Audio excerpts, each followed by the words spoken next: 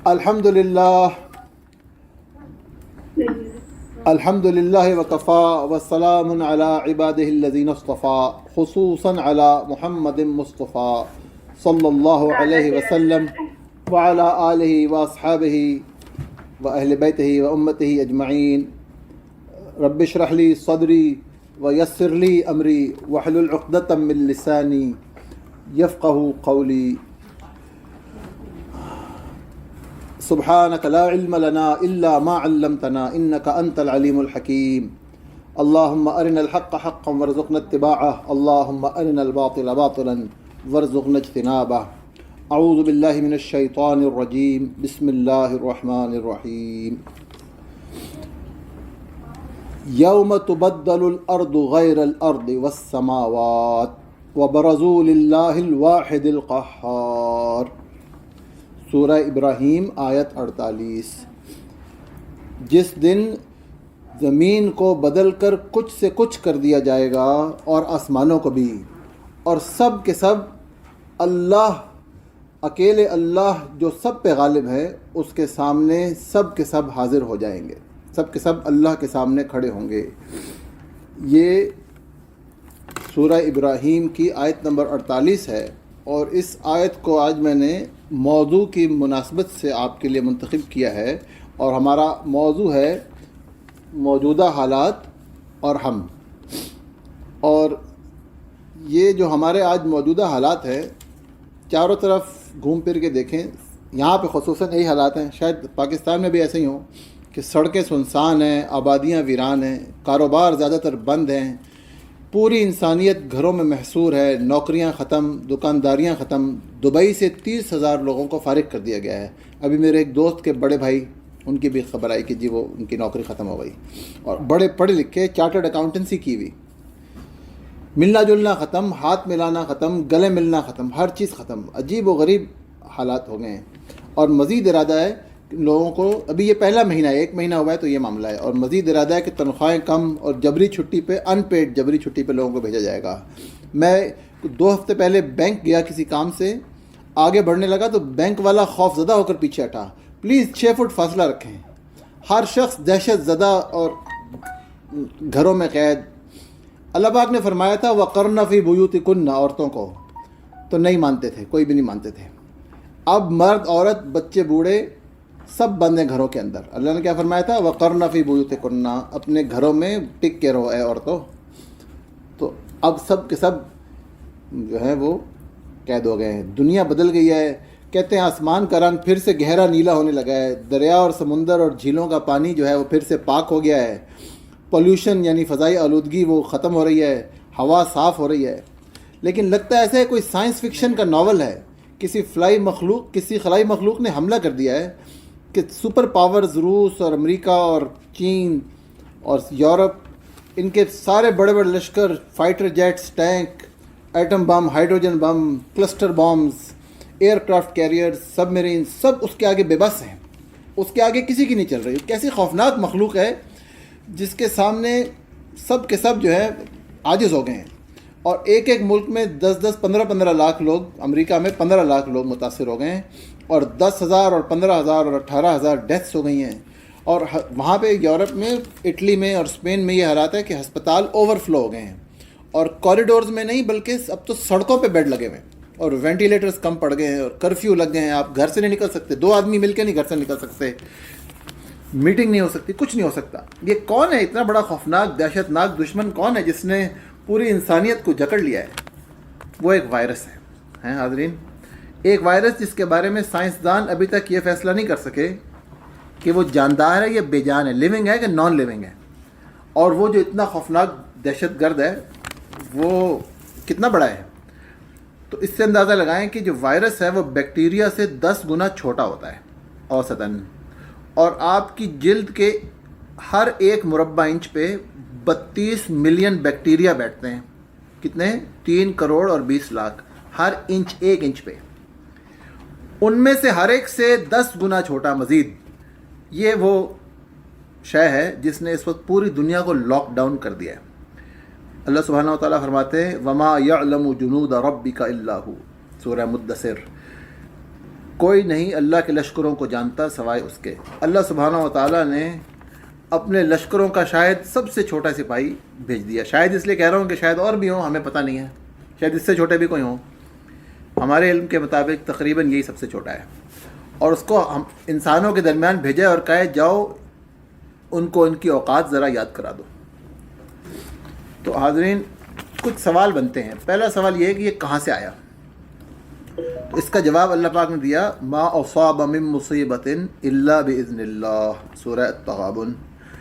کوئی مصیبت نہیں آتی مگر اللہ کے اذن کے ساتھ. آیا تو اللہ کے اذن سے ہی ہے, چاہے بایولوجیکل ہو, امریکہ کی یا چین کی لیبارٹری میں بنا ہو, چاہے قدرتی ہو, بہرحال اللہ کے اذن کے بغیر پتہ بھی نہیں ہلتا. کوئی ایٹم بھی, کوئی ذرہ جس کا ترجمہ ایٹم ہے, کوئی ایٹم بھی اوپر نیچے نہیں ہو سکتا اللہ کے اذن کے بغیر. اللہ پاک نے قرآن کریم میں یہ بات فرمائی ہے.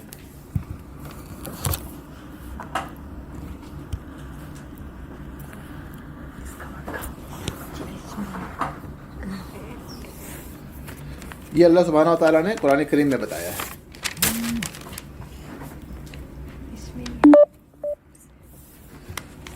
یہ کیوں آیا ہے؟ دوسرا سوال یہ ہے, یہ ریکارڈنگ کرنے والے بہن بھائی جو ہیں نا, ان کی وجہ سے مجھے رکنا پڑا تھوڑا سا. بہرحال دوسرا سوال یہ ہے کہ یہ کیوں آیا ہے. یہ اس لیے آیا ہے کہ اللہ پاک فرماتا ہے, وما اصابکم من مصیبت فبما کسبت ایدیکم ویعفو عن کثیر وما انتم بمعجزین فی الارض. اللہ فرماتے ہیں اور نہیں تمہیں کوئی مصیبت آتی مگر یہ کہ تمہارے اپنے ہاتھوں کی کمائی کی وجہ سے. یہ انسانوں کے اعمال سے اس کا ڈائریکٹ تعلق ہے. وَيَعْفُو عَنْ كَثِيرٌ, اور بہت سے تو وہ معافی کر دیتا ہے. یہ سورہ شورى کی آیت 30 ہے. آگے اللہ پاک فرماتا ہے, وَمَا أَنْتُمْ بِمُعْجِزِينَ فِي الْأَرْضِ, تم زمین میں بھاگ کے اس کو عاجز نہیں کر سکتے. ٹھیک ہے, کہاں بھاگ کے جاؤ گے اس وائرس سے, ہے نا؟ جہاں مرضی بھاگ جاؤ. یو کے پرائم منسٹر کو ہو گیا, کہاں بھاگ کے جائے گا, آپ کدھر بھاگیں گے؟ وما لکم من دون اللہ من ولی ولا نصیر. یہ آیت 31 ہے. پہلے وہ 30 نمبر تھی, یہ اس سے اگلی آیت ہے. بالکل موجودہ حالات کی ڈسکرپشن ہے. اللہ فرماتے ہیں تمہارے لیے اللہ کے سوا نہ کوئی مددگار ہے, نہ کوئی کارساز ہے, نہ کوئی مددگار ہے. تو کسی کو معلوم نہیں ہے یہ کیسے ختم ہوگا, کب ختم ہوگا, کتنا عرصہ رہے گا, دنیا کے انسانوں کا اور ان کی معیشت کا کیا بنے گا. فی الحال تو دنیا ایک سٹینڈ سٹل پہ آئی ہوئی ہے نا, ہر چیز رک گئی ہے. میرے ایک دوست نے مجھے ہیتھرو ایئرپورٹ سے ویڈیو بھیجی, بالکل خالی پڑا تھا, بندہ نہ پرندہ. حالانکہ ہیتھرو ایئرپورٹ پہ ہر 6 سیکنڈ کے بعد کہتے ہیں فلائٹ اترتی تھی, اور وہاں پہ بالکل اب تل دھرنے کی جگہ نہیں ہوتی تھی, اور اب یہ حال ہے کہ خالی پڑا ہے. اس نے مجھے وہاں سے میسج بھیجا کہ میں ایئرپورٹ پہ کھڑا ہوں اور یہ اس وقت حال ہے, لنڈن کا جو ایئرپورٹ ہے, تو دنیا کے سب سے بزیسٹ ایئرپورٹس میں سے سمجھا جاتا ہے. تو یہ اس وقت انسانوں کا حال ہے. اصل میں بات یہ حاضرین کرام کہ دنیا میں ظلم, جبر, ناانصافی, زیادتی, مالی کرپشن, سود خواری, بے ایمانی, حرام خوری, بے حیائی, قتل و غارت, خود غرضی, یہ سب چیزیں حد سے زیادہ ہو چکی ہیں, حد سے زیادہ بڑھ چکی ہیں. اب کہیں تو آخر بریک لگنی ہے نا. اور اس سب کا بنیادی سبب کیا ہے کہ انسانوں نے اللہ کو اور آخرت کو فراموش کر دیا ہے, اللہ کو اور آخرت کو بھول گئے. خود کو بندہ اور غلام نہیں سمجھتے, اور کسی کے آگے خود کو جواب دہ نہیں سمجھتے. یہ احساس تقریباً ختم ہے. ٹھیک ہے, اور نعرے لگا رہے ہیں میرا جسم میری مرضی, جیسے احمقانہ نعرے ہیں, میرا جسم میری مرضی. اب بھی ذرا باہر نکلو نا, ذرا مرضی کرو نا. اب کیوں نہیں مرضی کرتے؟ مرضی تو یہ ہے باہر نکلو, لیکن ہمت نہیں ہے. اب باہر نکلنے کی ہمت نہیں کر سکتے, اب وہ مرضی نہیں ہے, مرضی برباد ہو گئی. اچھا, اتنا ہی فرق ہے کہ اگر اللہ کے لشکری کرونا سے پنگا کرو گے تو فوراً جلدی چند ہفتوں میں بھگت لو گے. لیکن یہ سمجھ نہیں آتی کہ اگر اللہ کے احکامات کی حکم عدولی کرو گے تو کچھ عرصے بعد عذاب تو بھگتنا ہی ہوگا, اور وہ ہوگا دیر پا اور زیادہ شدید. یہ کرونا تو بہت چھوٹی چیز ہے اللہ کے عذاب کے آگے. تو اس طرح کی باتیں نہیں کرنی بھائی. کب ہماری, ان سے پوچھنا چاہیے ہماری مرضی کب پوچھی گئی ہے؟ تمہیں کس نے بتایا کہ تم ایک خود مختار شے ہو؟ ہماری پیدائش, ہمارے والدین, ہمارے بھائی بہن, ہمارا خاندان, ملک, شہر, جسم جان, صلاحیتیں, بیماری, بڑھاپا, موت, ان میں سے کس چیز میں ہماری مرضی پوچھی گئی ہے بھائی؟ کن خوابوں خیالوں میں ہو؟ مرضی تو اس لیے ملی ہے کہ اس پہ ہماری آزمائش ہو. لیبلوکم ایکم احسن عملا، سورہ ملک. اگر فرما برداری کرو گے اپنی مرضی استعمال کرتے ہوئے تو کامیاب ہو جاؤ گے، پاس ہو جاؤ گے اور جنت ملے گی. اور اگر اپنی مرضی کو نافرمانی میں استعمال کرو گے تو فیل ہو جاؤ گے، ناکام ہو جاؤ گے اور جہنم میں جانا پڑے گا. ٹھیک ہے جی. تو یہ اپنی مرضی کوئی چیز نہیں ہوتی، سب کچھ اللہ کی مرضی سے ہوتا ہے. اور ہم میں جو تھوڑی سی خود مختاری ملی ہے اس کو اللہ کی فرما برداری میں استعمال کرنا ہے. تو اس قسم کی بیوقوفی والی باتیں نہیں کرنی ہے. اللہ نے بتا دیا، دیکھ لو بھی، اب کر لو اپنی مرضی.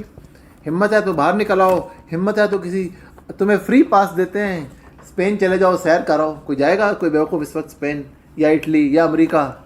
ہیں امریکہ اپنے شہریوں کو بلا رہا ہے، یو اے ای سے اور سعودی عرب سے اپنے شہریوں کو بلا رہا ہے کہ واپس آ جائیں، تو وہ جانے سے انکار کر رہے ہیں. وہ جو اس کے شہری ہیں وہ نہیں جا رہے. تو آپ کو کوئی گرین کارڈ دے دے کہ میں دیتا ہوں آ جاؤ، کوئی بھی نہیں جائے گا اس وقت. سب کو پتہ ہے کہ وہاں ہو سکتا ہے موت ہی آ جائے، اور تو جا سکتے بھی نہیں ہیں جتنی مرضی اپنی مرضی ہو. تو حاضرین، اہم بات یہ ہے کہ ہمیں اس وبا سے جو پوری دنیا میں اس وقت پھیلی ہوئی ہے کچھ اسباق، چند اہم سبق حاصل کرنے ہیں. ٹھیک ہے. تو پہلا سبق یہ ہے، سب سے پہلا اہم ترین سبق یہ ہے کہ ہمارا ایک رب ہے جس کی قدرت اور قوت سے سب ہوتا ہے، اللہ سبحانہ و تعالی. ٹھیک ہے. جو کچھ ہو رہا ہے یہ اللہ کی قدرت سے اور اللہ کی قوت کے ساتھ ہو رہا ہے، اللہ سبحانہ و تعالیٰ کی طرف سے ہے یہ انسانوں کے لیے. مگر سوال یہ ہے کہ یہ عذاب ہے یا آزمائش؟ بہت لوگ یہ سوال کرتے ہیں کہ یہ عذاب ہے یا آزمائش ہے. تو ایک ہی چیز بیک وقت عذاب بھی ہو سکتی ہے اور آزمائش بھی ہو سکتی ہے. ٹھیک ہے جی. اگر کسی مشکل میں انسان نافرمانی اور گناہوں پر جمع رہے، اللہ کو یاد نہ کرے، اپنی اصلاح نہ کرے، تو یہ عذاب ہے اور نافرمانوں اور کافروں کی روش ہے. ٹھیک ہے. اللہ سبحانہ و تعالیٰ قرآن میں فرماتا ہے وما ارسلنا فی قریۃ من نبی الا اخذنا اہلها بالبأساء والضراء لعلہم یضرعون. اور جب بھی ہم نے کسی بستی میں کوئی نبی بھیجا تو ہم نے اس بستی والوں کو پکڑ لیا سختیوں اور تکلیفوں کے ساتھ، تاکہ وہ اللہ کے آگے آہوزاری کریں، گڑ گڑائیں، تاکہ وہ ان کو احساس ہو کہ وہ کوئی بہت بڑی شے نہیں ہے. ٹھیک ہے. خود کو کوئی بڑی چیز نہ سمجھیں بلکہ یہ سمجھیں کہ ہم کوئی ایک مخلوق ہے اور ہمارا کوئی خالق ہے، ہم غلام ہیں اور ہمارا کوئی مالک ہے، ہم کوئی آزاد خود مختار شے نہیں ہے. یہ چیز سمجھ لیں. یضرعون جو ہے یہ مراد یہ ہے کسی کے آگے گڑ گڑانا، آہوزاری کرنا، خود کو حقیر اور ذلیل سمجھنا. اور حقیقتاً ہم اللہ کے آگے حقیر اور ذلیل ہیں، اور اپنی اس پوزیشن کو نہیں سمجھیں گے تو غلط سمجھیں گے. غلطی ہو جائے گی، بہت بڑی غلطی ہوگی. تو جب ہمارا خیال غلط ہوگا تو عمل اس سے بڑھ کے غلط ہوگا. تو اللہ چاہتے ہیں کہ انسانوں کے دل نرم ہوں، اللہ کی طرف رجوع کریں تاکہ ان کے معاملے ٹھیک ہو جائے. یہ اللہ کو پسند ہے. ثم بدلنا مکان السیئۃ الحسنہ، پھر ہم نے تبدیل کر دیے ان کی مشکلات کی جگہ آسانیوں کے ساتھ. ان کو آسانیاں دے دیں، ان کو بھلائیاں دنیا کے خیر عطا فرما دی، ان کے لیے حالات اچھے کر دیے، برے حالات سے اچھے حالات میں تبدیل کر دیا. حتیٰ عفوا، حتیٰ کہ انہیں سب بھول گیا، حتیٰ کہ انہیں یعنی بہت ڈھیل مل گئی. جب ان کو ڈھیل مل گئی تو انہوں نے کہا وقالوا قد مس آباءنا الضراء والسراء، ہمارے باپ دادوں کو بھی مشکلات، کبھی مشکلیں کبھی آسانیاں آتی تھیں. ٹھیک ہے. یہ تو خیر دنیا کے طریقوں سے ہوتا ہے. یہ وبا جراثیم سے آتی ہے بھائی، اور کچھ نہیں ہوتا. زلزلہ آتا ہے، یہ ٹیکٹونک پلیٹس ہلتی ہیں، اس سے زلزلہ آتا ہے. یہ تم مولوی لوگ کہاں سے اللہ وغیرہ کو لے آتے ہو بیچ میں، نعوذ باللہ. اس طرح کی باتیں لوگ بہت کرتے ہیں. کبھی یہ سائنس سے آتا ہے، سب کچھ سائنٹیفکلی آتا ہے. تو ان سے پوچھنا چاہیے کہ یہ اس وائرس کا خالق کون ہے، اس کو لایا کون ہے. یہ بھی تو سوچو کہ نہیں سوچنا چاہیے. خود بخود تو نہیں بن گیا. تو اس وائرس کا، اس زلزلے کا، ان پلیٹوں کا کون خالق ہے؟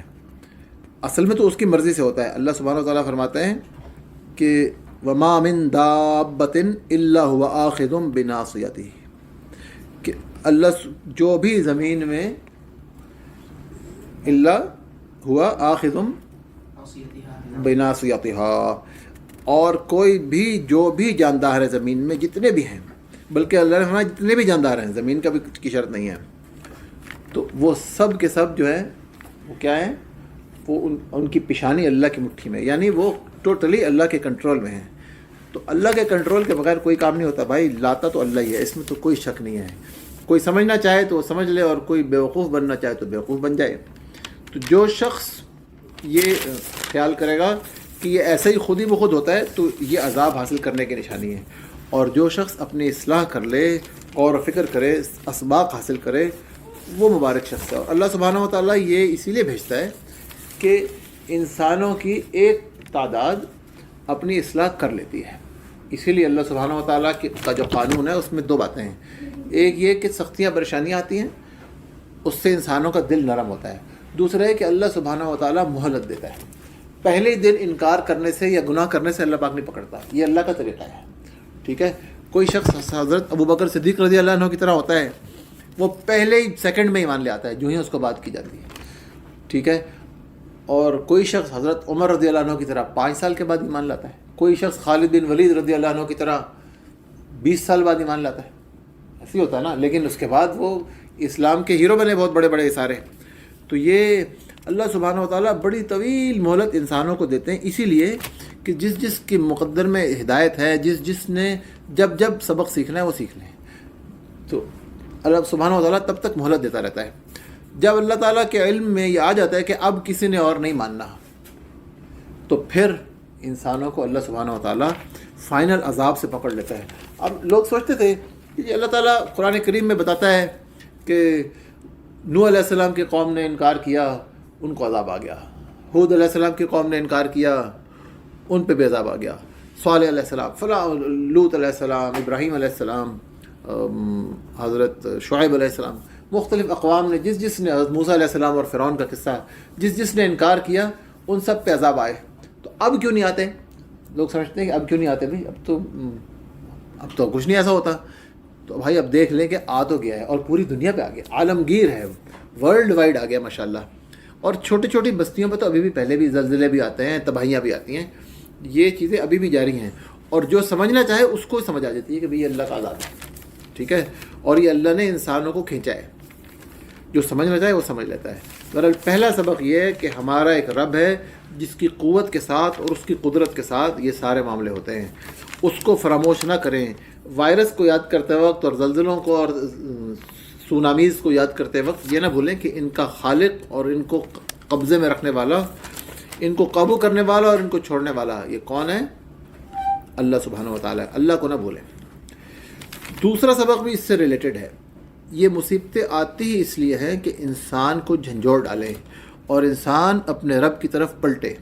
اللہ پاک سورہ سجدہ میں فرماتے ہیں وَلَنُذِيقَنَّهُم مِّنَ الْعَذَابِ الْأَدْنَىٰ دُونَ الْعَذَابِ الْأَكْبَرِ لَعَلَّهُمْ يَرْجِعُونَ، کہ ہم ضرور بالضرور یقیناً ان کو چھوٹے چھوٹے عذابوں کا مزہ چکھاتے رہیں گے اس بڑے عذاب سے پہلے، شاید کہ یہ رجوع کریں، شاید کہ یہ پلٹ آئیں، ٹھیک ہے۔ تو خوش قسمت ہیں وہ لوگ جو اس مصیبت کے وقت اپنے رب کو یاد کریں گے، اس کی طرف پلٹ آئیں گے، گناہوں کو ترک کر دیں گے، کم سے کم ترک کرنے کی کوشش کریں گے، اپنی اصلاح کریں گے، اور اس کے بعد بھی اس میں قائم رہیں گے۔ یہ بڑی اہم بات ہے، یہ آخری شرط بڑی اہم ہے، اپنی اصلاح کریں اور بعد میں اس پہ قائم رہیں۔ ہم سب سے اللہ پاک ہمیں اس کی توفیق عطا فرما دے۔ یہ زیادہ مشکل، اصلاح وقتی طور پہ آدمی کر لیتا ہے، اور اللہ پاک قرآن میں فرماتا ہے کہ جب مصیبت آتی ہے اور جب جان کا خطرہ پڑ جاتا ہے، اور جب تم سمندر میں کشتی پہ سفر کر رہے ہوتے ہو یا کوئی ایسا مصیبت پڑ جاتی ہے تو اکیلے اللہ کو پکارتے ہو، اور جب اللہ تمہیں نجات دے دیتا ہے تو پھر شرک شروع کر دیتے ہو۔ تو اللہ پاک نے اس بات کو برا نہیں منایا، اس بات کو ناپسند نہیں فرمایا کہ وہ انسان اگر کوئی گناہوں میں پڑا ہوا تھا اور اس پہ جب مصیبت آئی تو وہ اللہ کو یاد کرنے لگ گیا۔ اللہ پاک یہ نہیں کہتا پہلے تو مجھے یاد نہیں کرتا تھا، ٹھیک ہے، اس وقت بھی انسان اگر پلٹ آئے تو اللہ پاک اس کو قبول فرما لیتے ہیں۔ اللہ پاک اس توبہ کو بھی جو مشکلات میں اور مصیبتوں میں کی جائے، ٹف حالات میں کی جائے، اللہ سبحانہ و تعالیٰ اس مشکل کو بھی قبول فرماتے ہیں. اللہ پاک یہ نہیں کہتے جی پہلے تو جب اچھے حالات تھے تب تو میرے پاس آیا نہیں, اب کیا کرنے آ گیا, بھاگ جائے یہاں سے. اللہ سبحانہ و تعالیٰ اس طرح کے نہیں ہے. مشکل میں بھی اللہ پاک جو پکارتا ہے اس کو بھی پسند فرماتے ہیں, آ جاؤ پلٹ آؤ میری طرف. لیکن اس بات کو اللہ پاک پسند نہیں فرماتا کہ جب مشکل سے آزادی مل گئی تو پھر اپنی حرکتیں شروع کر دی. ٹھیک ہے, یہ اللہ پاک کو نہیں پسند. جب توبہ کی ہے تو کوشش کرو کہ اس پہ جمے رہو. اللہ سبحانہ و تعالیٰ فرماتے ہیں وَتُوبُوا إِلَى اللَّهِ جَمِيعًا أَيُّهَا الْمُؤْمِنُونَ لَعَلَّكُمْ تُفْلِحُونَ. سورہ النور آیت نمبر 31 کہ اے مومنو, اے ایمان والو, تم سب کے سب مل کر اللہ کے آگے توبہ کرو تاکہ تم کامیاب ہو جاؤ. مومنین کی صفت ہے, مومنین کی صفت میں سورہ توبہ میں جہاں گنوائی سب سے پہلی صفت کیا گنوائی, التائبون. تو کثرت سے توبہ کرنے والے, جب غلطی ہو فوراً اس سے توبہ کریں, غلطی پہ ڈٹے نہ رہیں, غلطی پہ اڑ نہ جائیں اور توبہ سے مایوس بھی نہ ہو جائیں. لہٰذا کثرت سے توبہ کریں. نبی کریم صلی اللہ علیہ وسلم کیا فرماتے تھے, میں دن میں کتنی دفعہ توبہ کرتا ہوں, میں ایک دن میں 70 دفعہ اور ایک دن میں 100 دفعہ توبہ کرتا ہوں. تو نبی کریم صلی اللہ علیہ وسلم بخشائے ہیں, معصوم عن الخطا ہیں, تو اگر ان کو 70 دفعہ اور 100 دفعہ توبہ وہ کرتے ہیں تو ہمیں کتنی دفعہ کرنی چاہیے. تو یہ ہمیں سکھانے کے لیے ہے. اور غالباً حضرت ابن عمر رضی اللہ عنہ کی حدیث ہے کہ وہ کہتے ہیں کہ میں نے ایک محفل میں بیٹھا تھا تو اللہ کے رسول صلی اللہ علیہ وسلم ہر تھوڑی دیر بعد فرماتے تھے, بات چیت چل رہی ہے, گفتگو ہو رہی ہے, سوال جواب ہو رہے ہیں, اور ہر تھوڑی دیر بعد جیسے انسان سانس لیتا ہے تو کہتا ہے کوئی بات ایسی کہتا ہے, تو اللہ کے رسول صلی اللہ علیہ وسلم فرماتے تھے رب اغفر وارحم, ہے نا. تو کہتے ہیں میں نے گنا غالباً ایک محفل میں کتنی دفعہ کہا تھا, 100 دفعہ. ایک محفل میں 100 دفعہ, یعنی سمجھے 1-2 گھنٹے کے اندر 100 دفعہ آپ نے رب اغفر وارحم. جب سانس لیا, جب کوئی بات ہلکی سی سانس لینے رکے, ساتھ کہا رب اغفر وارحم. تو اتنی اہم بات ہے کہ انسان مسلسل اللہ کا ذکر کرے اور مسلسل اللہ کے آگے توبہ میں مشغول رہے, بہت زیادہ توبہ کرے, اللہ کے ساتھ اپنے معاملے کو ٹھیک رکھے. اور جب غلطی ہو جائے تو پھر فوراً توبہ کرے. اللہ پاک نے قرآن میں مومنین کی نشانی بتائی ہے کہ جب ان سے غلطی ہو جاتی ہے تو فوراً توبہ کرتے ہیں. اس پہ آگے بھی بات کریں گے تھوڑی سی انشاءاللہ. دوسرا سبق کیا تھا کہ انسان اپنے رب کی طرف پلٹے. پہلا یہ کہ ریکگنائز کرے کہ کوئی خدا ہے, دوسرا یہ کہ اس کی طرف پلٹے, گناہوں کو چھوڑے اور توبہ کرے. تیسرا یہ ہے کہ اسی دنیا کی زندگی میں مگن نہ ہو جائیں, موت کو اور اس کے بعد کے مراحل کو یاد رکھیں اور ان کو وقتاً فوقتاً باقاعدگی سے تازہ کرتے رہیں ایٹ ریگولر انٹرولز. ہر ہفتے میں 2-3 دفعہ, ہر روز جتنی آپ کی توفیق ہے. یہ مت بھولیں کہ آپ اس دنیا میں رہنے نہیں آئے ہیں. ہم اس دنیا میں رہنے نہیں آئے ہیں, ہم اس دنیا میں کمانے آئے ہیں. یہاں صرف کمانے کے لیے آئے ہیں. ہم اس دنیا میں ایکسپیٹس ہیں اور یہاں رہنے نہیں آئے ہیں. یہاں پہ ہم یہاں سے کچھ کمانے آئے ہیں. اور کیا کمانے آئے ہیں؟ جنت کمانے آئے ہیں. جنت اور اللہ کی رضا اور جنت کمانے آئے ہیں. یہ کما لیا تو ہمارا یہاں آنے کا مقصد حل ہو گیا, اور اگر یہ نہیں کما سکے تو ہمارا یہاں رہنا سارا برباد ہوا. اسٹاپ بڑھا دیا, وہ نیکسٹ میٹنگ کے لیے بڑھائیے یا اسی کے لیے چل رہی. آپ لوگوں کو میری آواز آ رہی ہے؟ اچھا ٹھیک ہے. میں عرض کر رہا تھا کہ ایک بات نوٹ کیجیے, یہ تیسرا سبق جو ہم پڑھ رہے ہیں وہ یہ کہ یہ زندگی ہمیشہ تغیر پذیر رہتی ہے. یہ زندگی ہمیشہ تغیر پذیر رہتی ہے, یہ مسلسل چینج ہوتی رہتی ہے. ٹھیک ہے, یعنی تبدیلی کا عمل دھیرے دھیرے مگر مسلسل چلتا ہے. جب آپ پیدا ہوئے تھے, آپ میں سے ہر شخص اور میں سمیت, تو ہماری شکل بالکل اور تھی. پھر لڑکپن, جوانی, ادھیڑ عمر, بڑھاپا, ہر کچھ وقفے کے بعد بالکل ہی شکل بدل جاتی ہے, جسم بدل جاتا ہے, پہچاننا مشکل ہو جاتا ہے کہ یہ وہی شخص ہے. اکثر اوقات تو بالکل پہچان نہیں سکتے کہ آپ یہ وہی شخص ہے, حتیٰ کہ موت آ کر اسے مٹی میں ملا دیتی ہے. پھر آخرت کے لامتناہی مراحل شروع ہو جاتے ہیں, ہے نا. وہ یاد کریں کہاں جوانی کی تازگی اور شادابی اور کہاں بڑھاپے کی جھریاں اور کمزوری, ہے نا. یہی ہوتا ہے اکثر کچھ لوگوں کو نہیں بھی ہوتا ماشاءاللہ, لیکن عظیم اکثریت کا یہ معاملہ ہے. اللہ پاک فرماتا ہے والذی اخرج المرعى, وہ ذات جس نے سرسبز و شاداب سرسبز چارے کو نکالا، یعنی فصلیں اگائیں، فجعلہ غثاء احوا، اور اس کے بعد اسے سیاہ رنگ کا کوڑا کرکٹ بنا دیا، ہے نا. کبھی انسان پیدا ہوتا ہے، بڑا جی بچہ ہوتا ہے، بڑا اچھا ہوتا ہے، پھر بالآخر وہ ایک لاش بن جاتا ہے.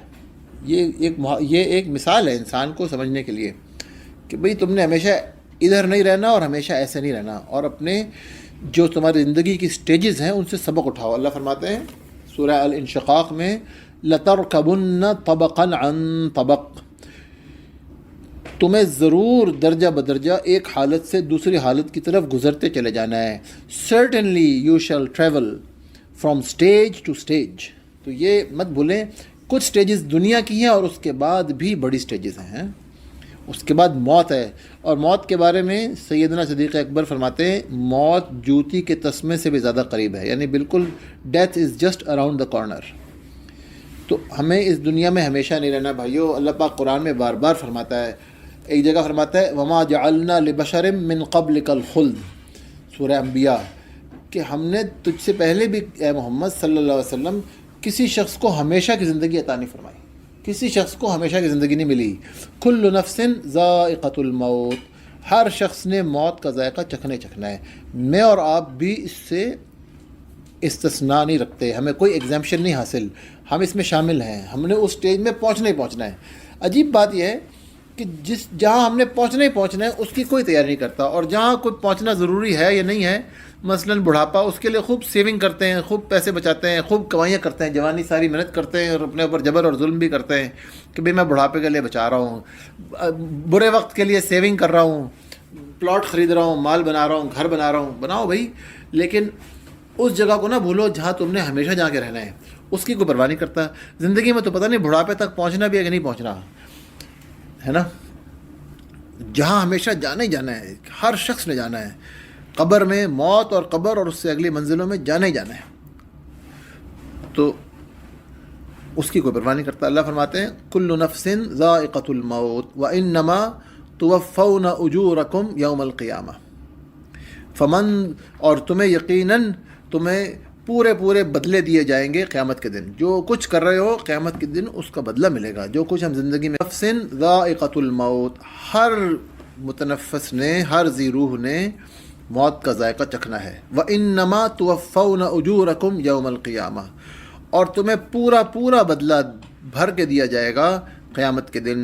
فَمَنْ زُحْزِحَ عَنِ النَّارِ، تو جو بچا لیا گیا آگ سے، وَأُدْخِلَ الْجَنَّةَ، اور داخل کر دیا گیا جنت میں، فَقَدْ فَاز، وہی کامیاب ہوا. وَمَا الْحَيَاةُ الدُّنْيَا إِلَّا مَتَاعُ الْغُرُورِ، اور دنیا کی زندگی تو صرف ایک دھوکے کے سامان کے سوا کچھ نہیں ہے. حاضرین کرام، یہ خلاصہ ہے اس سارے معاملے کا جو ہمیں پیدائش سے موت تک درپیش ہے.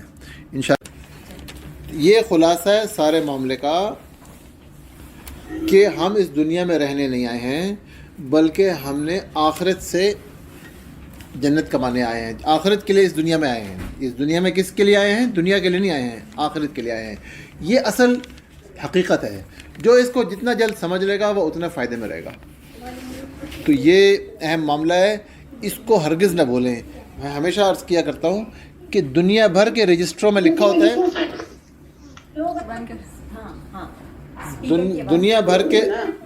دنیا بھر کے رجسٹروں میں لکھا ہوتا ہے بھئی فلاں صاحب تاریخ پیدائش اور جگہ پیدائش.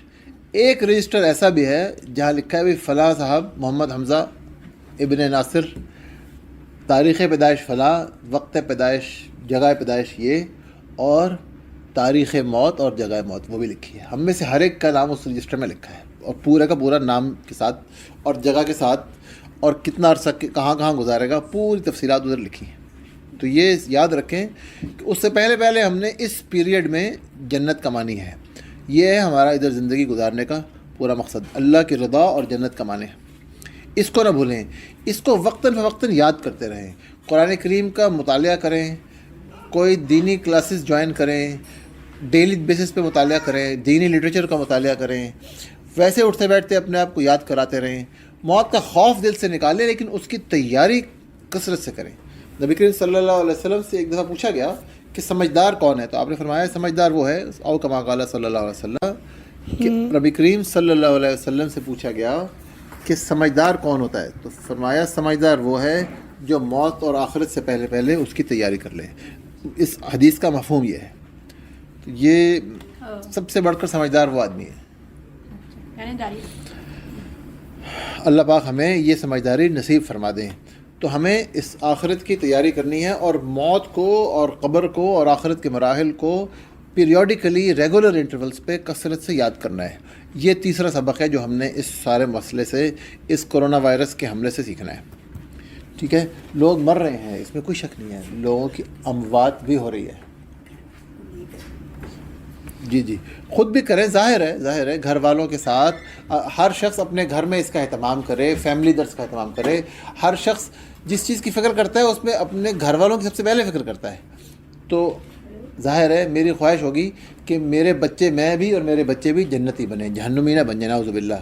تو یہ اس کی سب سے بڑھ کر فکر کریں کہ بھئی ہم اپنے گھروں میں اس کا اہتمام کریں اور ریگولرلی کریں، اور کوئی اور شخص آ کے تو نہیں کر سکتا آپ کے گھر میں، یہ کام تو آپ کو خود ہی کرنا پڑے گا، ہر آدمی کو خود کرنا پڑے گا، اپنا پڑھے اور اپنے بچوں کو اور اپنے گھر والوں کو اس میں انوالو کرے۔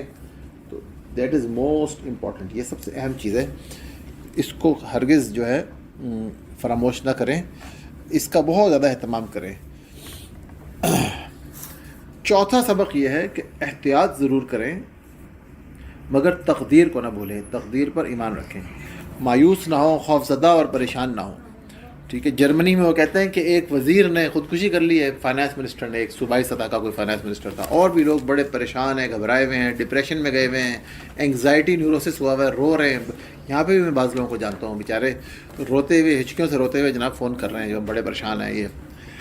تو بھائی اللہ فرماتا ہے کہو قل لن یصیبنا الا ما کتب اللہ لنا، ان سے کہو اے نبی آپ فرما دیجئے، کہو ہمیں کوئی ایسی مصیبت نہیں پہنچے گی جو اللہ نے ہمارے لیے لکھ نہ دی ہو، جو کچھ پہنچے گا وہ لکھا ہوا ہے پہلے سے، ہوا مولانا، اور اللہ جس نے سب کچھ لکھا ہوا ہے وہی ہمارا مولا ہے، وہی ہمارا کارساز ہے، وہی ہمارا مددگار ہے، اسی پہ ہمارا بھروسہ ہے، یہ سارے مطلب ہیں، ہوا مولانا وعلی اللہ یتوکل المؤمنون، اور مومنوں کو اللہ پر ہی توکل کرنا چاہیے۔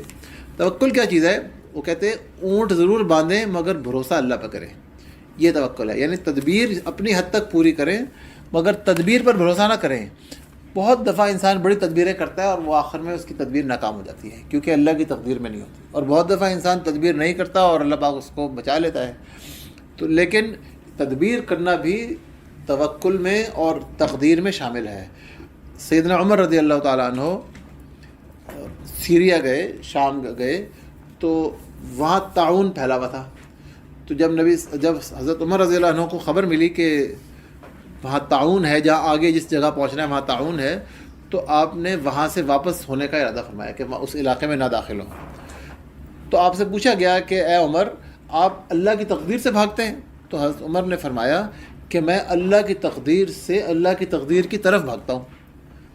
تدبیر کرنا بھی تقدیر کا حصہ ہے، تو تدبیر کرنے کے خلاف نہیں ہے، اور تدبیر کرنی چاہیے، لیکن ایک بڑا اہم فرق ہے، جس شخص کا بھروسہ اللہ پر ہوگا اپنی تدبیر پر نہیں ہوگا، وہ کبھی ایسی تدابیر اختیار نہیں کرے گا جس میں اللہ کی نافرمانی ہو یا اللہ کی ناراضگی کا اندیشہ ہو۔ یہ سب سے اہم بات ہے۔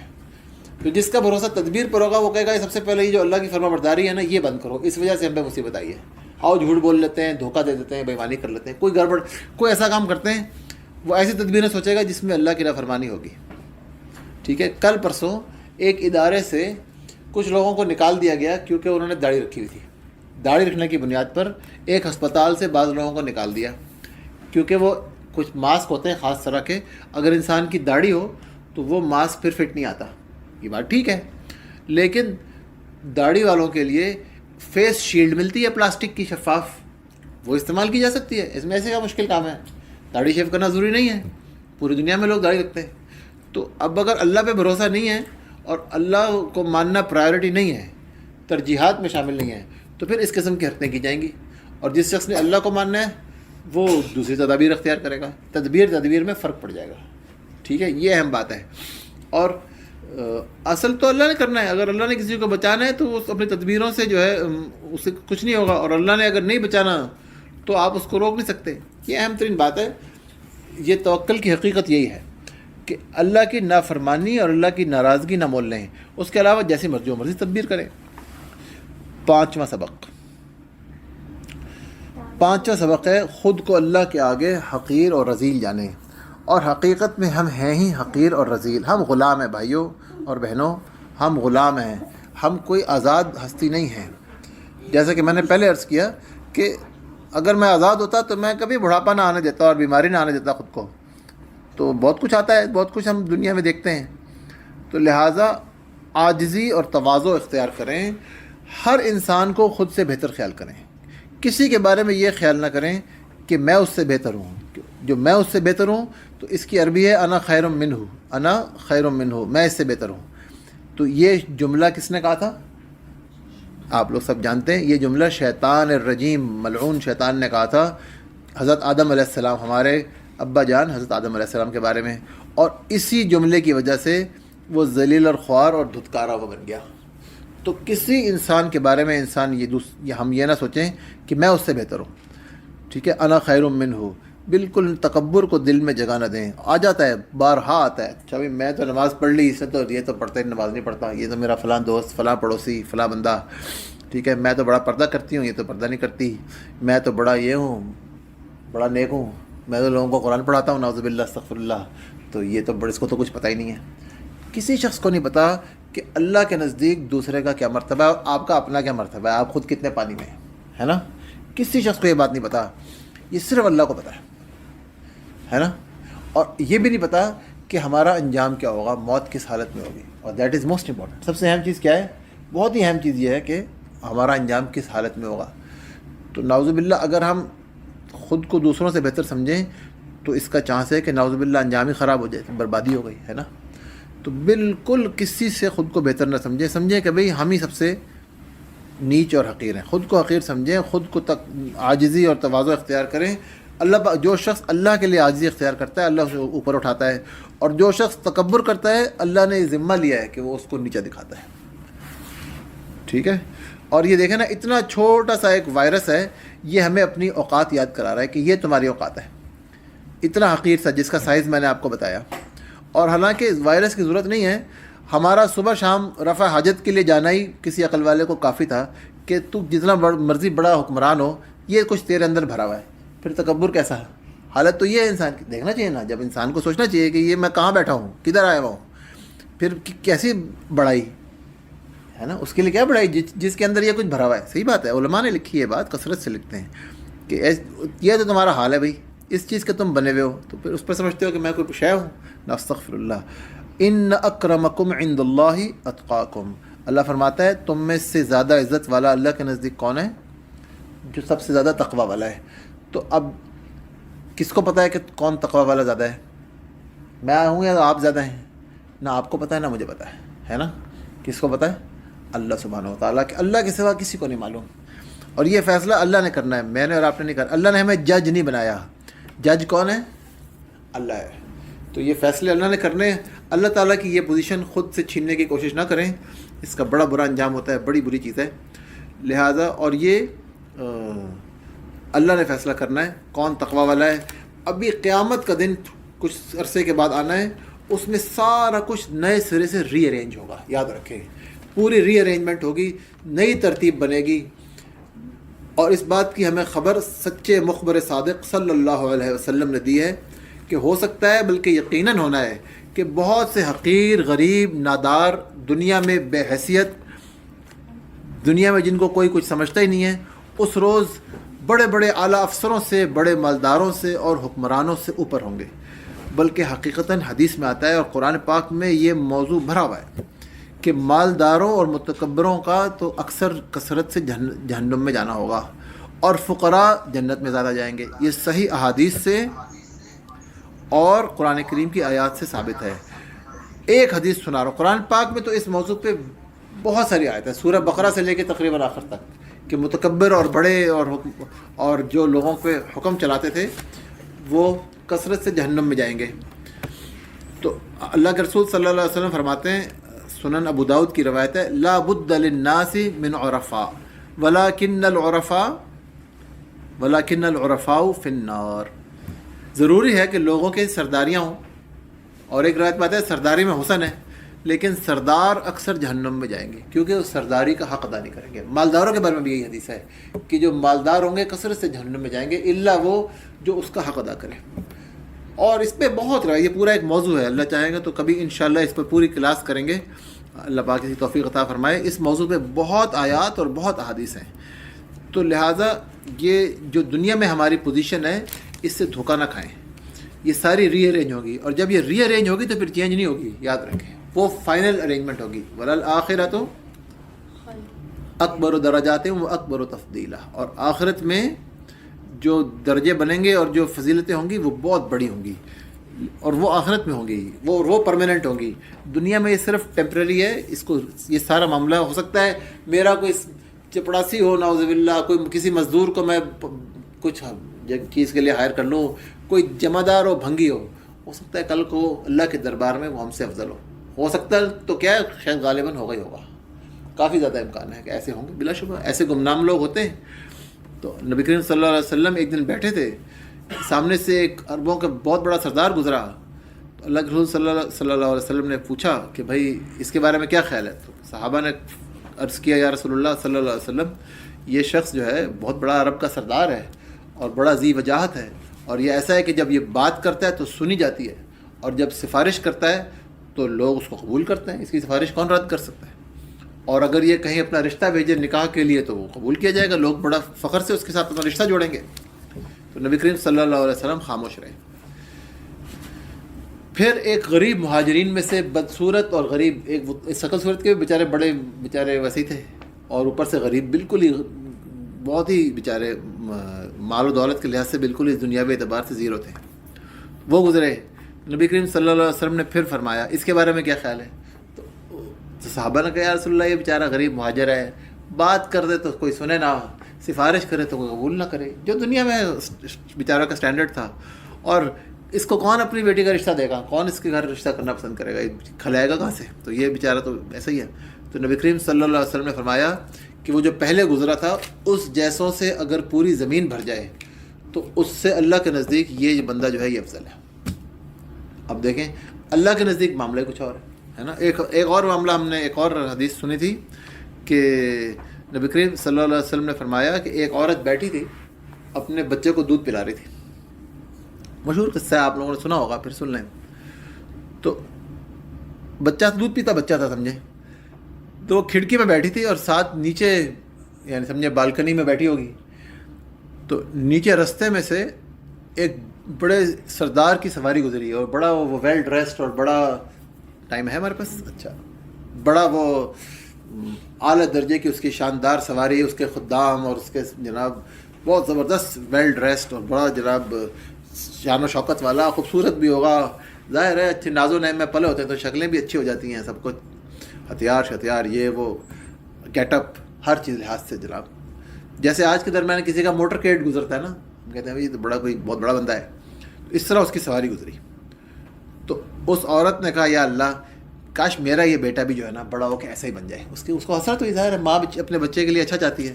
جب اس نے یہ کہا تو اس لڑکے نے، وہ جو بیبی تھا، اس نے اپنا منہ ہٹایا اور نبی کریم صلی اللہ علیہ وسلم نے اپنے انگوٹھے مبارک سے کر کے اپنے ہونٹوں تک لے کر گئے. نبی کریم صلی اللہ علیہ وسلم اپنے لب مبارک تک اپنا انگوٹھا لے کر یوں کہ ہٹا کے دکھایا کہ اس بچے نے یہ یوں کر کے اپنا ہاتھ ہٹایا اور کہا، اس نے اپنا یعنی منہ ہٹایا اس سے اور کہا اے اللہ مجھے ایسا نہ بنائی.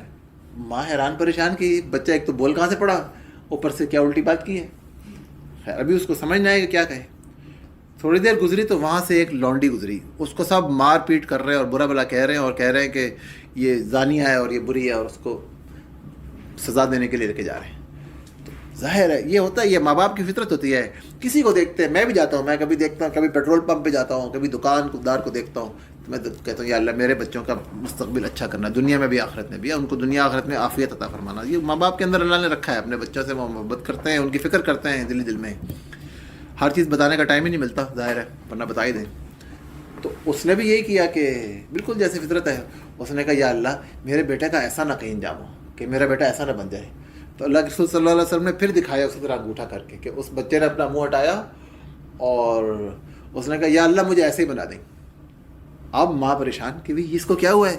اب دیکھیں ہمارے اسٹینڈرڈ کچھ اور ہیں اور اللہ کو کچھ اور پتہ ہے. وہ کہ تجھے کیا ہو گیا.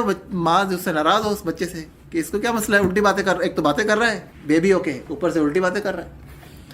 تو اس نے اس کو بتایا غالباً اگر مجھے صحیح یاد ہے واللہ عالم او کما قال صلی اللہ علیہ وسلم, پتہ یہ چلا کہ وہ جو سردار تھا وہ ظالم تھا اور وہ برا آدمی تھا اور اللہ کے نزدیک پسندیدہ شخص نہیں تھا, حالانکہ دنیا میں بہت بڑا سردار تھا. اور وہ جو لونڈی تھی وہ بے گناہ تھی اور اس پہ جھوٹا الزام لگا ہوا تھا اور وہ اللہ کے نزدیک پسندیدہ تھی. ٹھیک ہے, تو لہٰذا یہ بات وہاں سے چلی تھی کہ تکبر نہ کریں, خود کو کسی سے بڑا نہ سمجھیں, نہ کسی کو حقیر سمجھیں. اس وائرس کے آگے ہمیں اپنی اوقات یاد کرنی چاہیے, یہ بات ہے. یہ 5 اسباق تو ہم نے سیکھے. اب آخری بات یہ ہے کہ ہم کریں کیا. ایک تو واقعہ سن لیں جو قاری صہیب میر محمدی صاحب نے سنایا, میں نے ان سے سنا ہے, ان کی ویڈیو سے سنا کہ وہ کہتے ہیں کہ علماء لکھتے ہیں کہ ایک دفعہ ایک وبا پھیل گئی ایک علاقے میں, اس قدر لوگ مرے کہ لاشیں اٹھانے کے لیے بندہ نہیں ملتا تھا. ٹھیک ہے, اس قدر زیادہ لاشیں بکھری پڑی تھیں. خلیفہ وقت نے علماء کو بلا کے مشورہ کیا, اچھا زمانہ تھا تو خلیفہ وقت نے علماء کو بلا کے مشورہ کیا. تو علماء نے جو مشورہ دیا اس کے مطابق خلیفہ وقت نے آلات موسیقی کو توڑوا دیا اور گناہوں سے روکنے اور نیکیوں کی طرف بلانے کے لیے جگہ جگہ لوگوں کو مقرر کیا جو گناہوں سے روکتے تھے اور برائیوں کی طرف بلاتے تھے. اور وہ فرماتے ہیں کہ اللہ تعالیٰ نے اس کی برکت سے 1 ہفتے میں وبا ختم کر دی. اور دوسرا واقعہ ہے دوسری جو بات ہے وہ یہ ہے کہ محمد بن عبد الرحمن القرشی جو شافعی فقہ کے امام سمجھے جاتے ہیں, یہ 8ویں صدی کے بزرگ ہیں, وہ فرماتے ہیں کہ یہ فقہ شافعی کے امام سمجھے جاتے ہیں.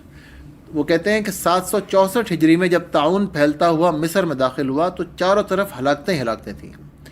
پھر بالآخر لوگوں نے قیام اللیل اور روزہ اور صدقہ اور توبہ اور وعظ کو لازم پکڑا, تو اس سے ہمیں بہت فائدہ ہوا, یعنی پھر اللہ تعالیٰ نے اس سے وبا ٹال دی. تو یہ ہمارے لیے سب سے بڑا کام جو ہم نے کرنا ہے وہ یہ ہے کہ اللہ کے آگے توبہ کرنا ہے. ہر شخص اپنا جائزہ لے کہ میں کیا گناہ کرتا ہوں. ٹھیک ہے, اپنی آنکھوں کی حفاظت کریں, نامحرم کو نہ دیکھیں. Social media, WhatsApp, Facebook, اس میں طرح طرح کی ویڈیوز ہوتی ہیں بڑی بے ضرر قسم کی, لیکن اس میں نامحرم ہوتی ہیں اور خواتین ہوتی ہیں, ہے نا, یا میوزک ہوتا ہے.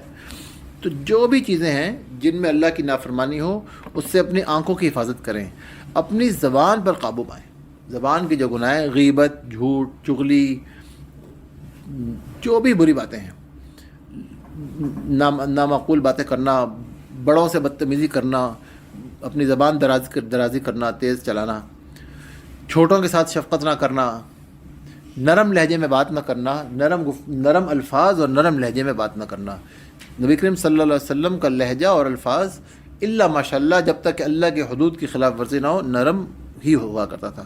تو ان سارے گناہوں پر قابو پائیں. زبان سے اللہ کو کثرت سے یاد کریں. صبح شام کے اذکار باقاعدگی سے کریں. غیبت, جھوٹ سے اور تمام چیزوں سے, برائیوں سے اجتناب کریں. سلام کو عام کریں. اپنے اخلاق کو اچھا بنائیں. دوسرے انسانوں کی مدد کی, جس طرح آپ مدد کر سکتے ہیں کسی کی مدد کریں. دیکھیں اگر کوئی شخص جو بھی کام کر رہا ہے, اگر آپ اس کی کچھ مدد کر سکتے ہیں, کچھ شیئر کر سکتے ہیں, شیئر کر لیں. جو کچھ پکا رہا ہے, کوئی دھو رہا ہے, کوئی کام کر رہا ہے, کوئی صفائی کر رہا ہے, جو ہو سکے آپس میں ایک دوسرے کی مدد کریں. یہ نہ کہ تو کر لے میں کیوں کروں, ہے نا بھائی. تو یہ ہمارا روٹین کا طریقہ ہے نا, اس کو چینج کریں. ٹھیک ہے, میں تو کل بھی کیا تھا. جتنی زیادہ مدد دوسروں کی کرے گا اللہ کے نزدیک وہ اتنا پسندیدہ ہوگا. نبی صلی اللہ علیہ وسلم کا فرمان ہے کہ اللہ کے سب سے زیادہ پسندیدہ بندے وہ ہیں جو دوسرے انسانوں کے لیے نفع مند ہیں. ٹھیک ہے. اچھا, دوسری بات یہ کہ ہاں نماز خشوع و خضوع سے پڑھیں, اول وقت میں پڑھیں, ٹھہر کر معنی کے ساتھ پڑھیں. اور اگر مرد ہیں تو باجماعت نماز کی اجازت ہے تو پھر وہ پڑھیں اگر پڑھ سکتے ہیں. اگر نہیں پڑھ سکتے ہیں تو اپنے گھر میں اکیلے میں خشوع و خضوع سے اللہ کے ساتھ توجہ کر کے اپنی نماز کو جتنا ہو سکتا ہے امپروو کریں اور اول وقت میں پڑھنے کی کوشش کریں. قرآن کریم کا باقاعدگی سے مطالعہ کریں. تفسیر کے ساتھ پڑھیں تو بہت ہی اچھا ہے, مگر تفسیر کے بغیر بھی پڑھنا بہت اچھا ہے. ترجمے کے ساتھ پڑھنا اور اس کے بغیر بھی پڑھنا, دونوں چیزیں بہت اچھی ہیں, تو وہ بھی کریں. اور جو صبح شام میں جیسے رات کو سونے سے پہلے سورہ ملک اور سورہ سجدہ کا ذکر آتا ہے, جمعے کے دن سورہ کہف کا, جو نبی کریم صلی اللہ علیہ وسلم کی ہدایات ہیں وہ اپنی زندگی میں ان کو لے کر آئیں. بڑوں کا ادب کریں، چھوٹوں سے نرم سلوک کریں، میں نے عرض کر دیا گفتگو میں، اور غصے سے اجتناب کریں، غصے سے بہت بچیں، غصہ بہت انسان کو خراب کرتا ہے، اور اسلامک لٹریچر کو اگر ہو سکے تو اپنے لیے کوشش کریں کہ جتنا لٹریچر ہو اس کا مطالعہ کریں۔ حضرت ابن عباس رضی اللہ تعالیٰ عنہ کا ایک قول ہے کہ یہ جب مصیبت آتی ہے تو میں کہتا ہوں کہ ایک تو میں شکر کرتا ہوں اس میں کہ اس سے بڑی مصیبت بھی آ سکتی تھی، شکر ہے اللہ نے اس سے بڑی مصیبت نہیں بھیجی، اور دوسرے میں یہ کہتا ہوں کہ شکر ہے مصیبت میری دنیا میں آئی ہے، دین میں نہیں آئی۔ ٹھیک ہے، تو یہ حضرت ابن عباس کا قول ہے، اس کو یاد رکھیں۔ اللہ سبحانہ و تعالیٰ ہمیں اس مصیبت سے خیر و عافیت سے گزروا دے، اس میں کہ ہمارا دنیا اور آخرت کا کوئی نقصان نہ ہو، اس کو ہمارے لیے آخرت کے لیے کا توشہ بنا دے اور ہماری اصلاح کا اور خیر و بھلائی کا سبب بنا دے۔ اللہ پاک ہمیں صحابہ کرام، انبیاء علیہ السلام اور صحابہ کرام رضوان اللہ علیہم اجمعین کے اسوہ پر چلنے کی توفیق عطا فرمائے اور آخرت میں ان کا ساتھ نصیب فرمائے، آمین۔